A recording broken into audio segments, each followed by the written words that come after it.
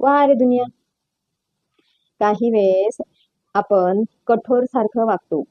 हो, काही वेळेस आपण कठोर सारखं वागतो, तर ज्या व्यक्तीचा जीव आपल्यामध्ये असतो त्या व्यक्तीला आपला राग येतो. मग का राग येतो? कारण आपण त्यांच्याशी कठोरपणे वागतो ना, म्हणून त्यांना राग येतो. पण आपल्या कठोरपणाने वागण्याच्या पाठीमागे त्याच्यासाठी भलंच असतं ना, हे त्याला कुठं दिसतं? हे त्याला दिसतच नाही. कारण की समोरच्याचा जीव जर आपल्यामध्ये आहे, समोरच्याचा जीव आपल्यामध्ये आहे किंवा त्याला आपल्याशिवाय दुसरं काहीच दिसत नसलं, तर आपल्याला काही वेळेस कठोरपणाने वागावंच लागतं. आणि त्यालाही त्याच्या लाईफमध्ये भरपूर काही आहे, त्याला त्याची जाणीव करून द्यावी लागते, की त्याच्या लाईफमध्ये पण भरपूर काही गोष्टी आहेत.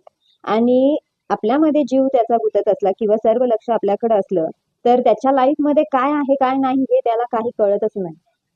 आणि हे त्याला काही कळतच नाही. त्यासाठी आपल्याला कठोरपणाने वागावं लागतं. नाविलाज असतो काही गोष्टींना.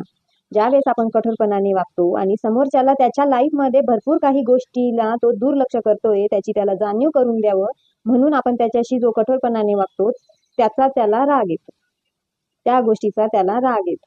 आणि मग खूप गोष्टी निर्माण होतात. पण आपल्या कठोरपणामुळे जर एखाद्या व्यक्तीचं चांगलं होत असेल तर वागायला पाहिजे.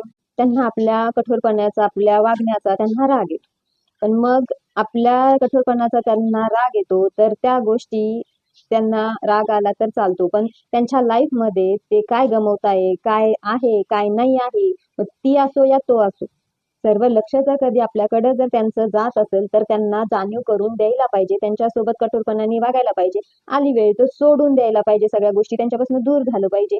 म्हणजे त्यांच्या लाईफमध्ये काय चालू आहे, काय नाही आहे याची जाणीव त्यांना होती आणि ते त्यांच्या लाईफकडे, त्यांच्या जिंदगीत ते लक्ष देतात.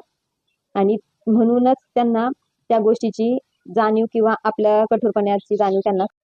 आणि मग ते खूप छान प्रगती करतात, खूप चांगले राहतात आणि त्यांच्या स्वतःच्या लाईफकडे, त्यांच्याकडे लक्ष देतात, स्वतःकडे लक्ष देतात.